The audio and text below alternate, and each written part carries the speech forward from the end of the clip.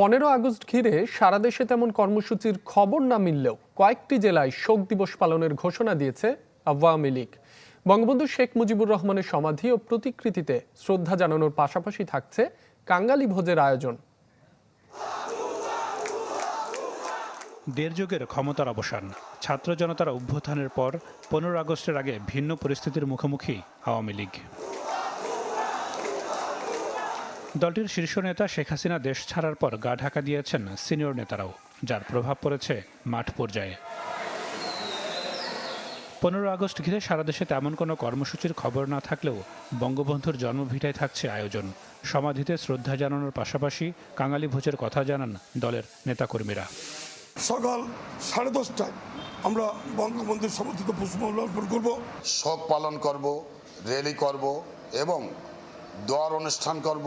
টুঙ্গিপাড়া এলাকাবাসী